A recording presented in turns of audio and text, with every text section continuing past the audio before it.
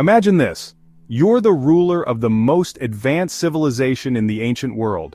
You command armies, build pyramids, have your face carved into obelisks, and your royal advisors say the best way to preserve your greatness is to marry your sister. And you're like, wait, what? Yes, in ancient Egypt, that was not only normal, it was considered brilliant policy. Today we're diving into the wild, uncomfortable, surprisingly influential history of inbreeding among Egypt's elite. Why they did it, how it backfired spectacularly, and how this strange family tradition has had ripple effects across centuries, from crumbling dynasties to modern-day social hierarchies. So buckle in, this one's going to be genetically compromised and historically juicy. Let's set the scene. To the ancient Egyptians, the pharaoh wasn't just a political leader. He was divine, literally a god walking the earth, not a metaphor, like full-on living deity descended from the gods themselves. And the gods, well, they were really into family bonding, like, aggressively. Osiris married his sister Isis. Shu and Tefnut were twins who had kids together. Even Nut and Geb, sky and earth, were siblings who had 4 children of their own. So naturally the royal family figured, if it's good enough for the gods, it's good enough for us. Cue several thousand years of sibling marriages, cousin pairings, and royal family trees that looked less like trees and more like tangled extension cords. Now this wasn't about romance. No pharaoh was writing love poems to his sister under a palm tree. This was about control, about preserving purity, about keeping divine power locked down in one tight genetic package, like a sacred burrito of political authority. But what started as divine symbolism turned into a genetic mess. Let's talk King Tut. Tutankhamun, the boy king of Egypt, is the most famous mummy in the world, and one of the most physically tragic examples of elite inbreeding. DNA analysis shows he was the child of a brother-sister union. He suffered from a clubfoot, cleft palate, scoliosis, and possibly epilepsy. He had a compromised immune system and likely died from complications related to malaria and genetic disorders. And just to add insult to injury, over 130 walking sticks were buried with him. That's not a collection, that's survival gear. Tut died at 19, he had no surviving children. He was the last of his dynasty. This wasn't a one-time fluke. Many pharaohs show signs of similar deformities. Akhenaten, Tut's probable father, had oddly feminine features and statues, possibly reflecting actual physical traits caused by inbreeding. Froelich syndrome, elongated skulls, fused vertebrae, these weren't just artistic choices. They were family issues, and yet, nobody stopped. Why? Because in the minds of the elite, mixing bloodlines with commoners wasn't just unappealing, it was dangerous. If you married outside your divine lineage, you risked polluting it.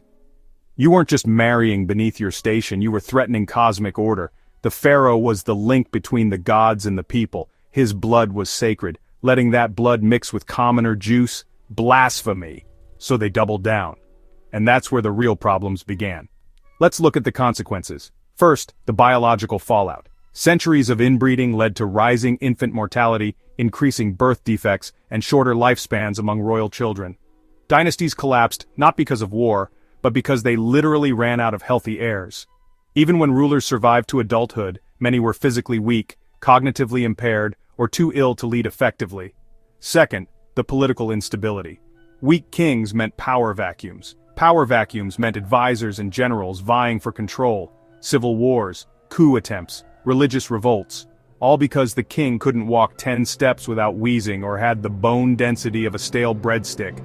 And socially, the class divide deepened. If the pharaoh was divine and his family the only ones worthy of sharing that divine blood, then ordinary people were, what? Lesser, dirty, unworthy. This justified a brutally rigid class system. You couldn't marry up, you couldn't rise in rank, there was no mobility, no meritocracy, just sacred blood at the top and everyone else at the bottom scraping by. This ideology of elite blood equals elite right to rule didn't stay in Egypt. It spread. When the Greeks arrived under Alexander the Great and later the Romans, they didn't toss out the idea. They adapted it. The Ptolemaic dynasty, the last dynasty of Egypt, was Greek but adopted the same royal incest model.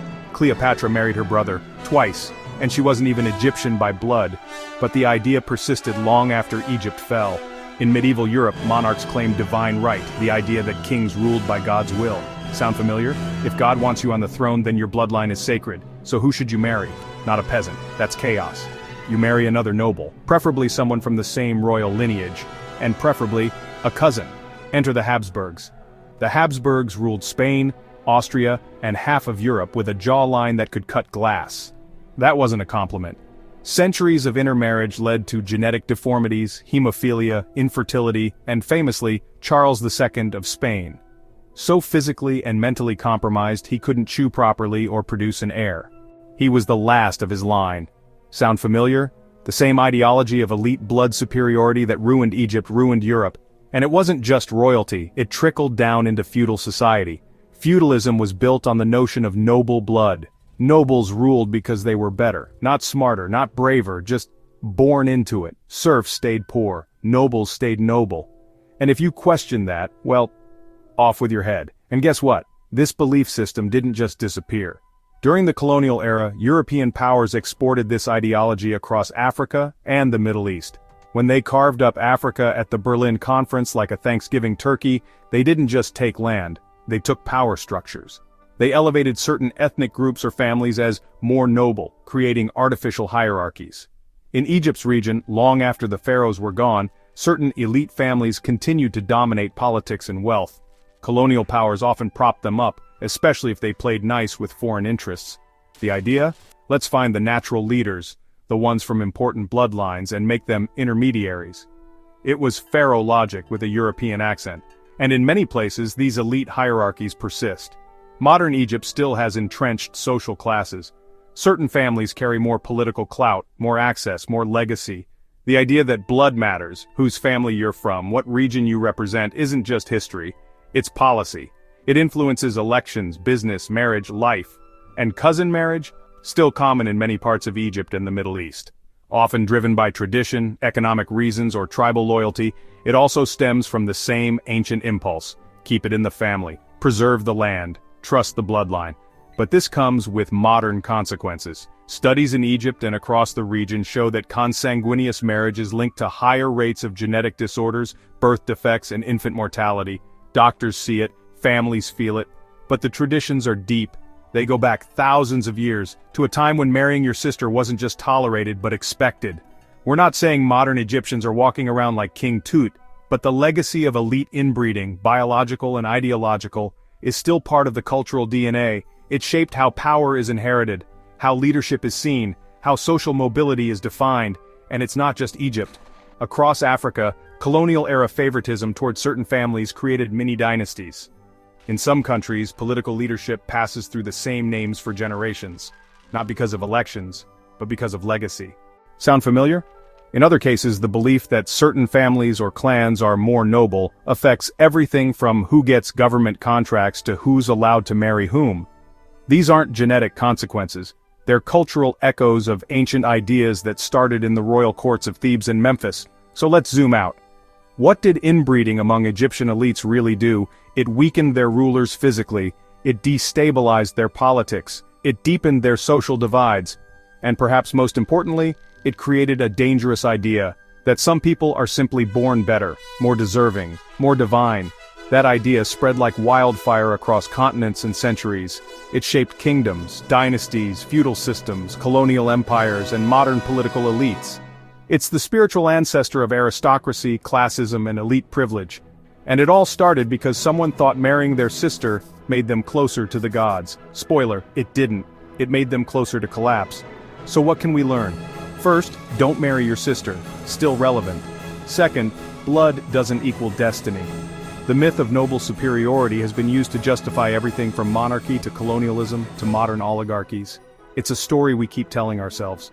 That power comes from lineage, that leadership is inherited, that divine favor can be passed through DNA. But history shows us the truth. Divine bloodlines don't make strong nations. Healthy, diverse, and adaptable societies do.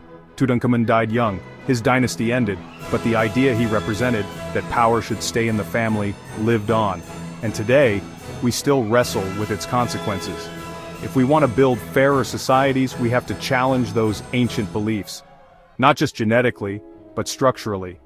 We need to recognize that greatness doesn't come from your name, your family, or who your great-great-granddad married. It comes from how you lead, how you serve, and how willing you are to let others rise with you. So next time someone tells you they're descended from nobility, maybe ask them if their uncle was also their cousin. That should spice up the conversation. Thanks for watching.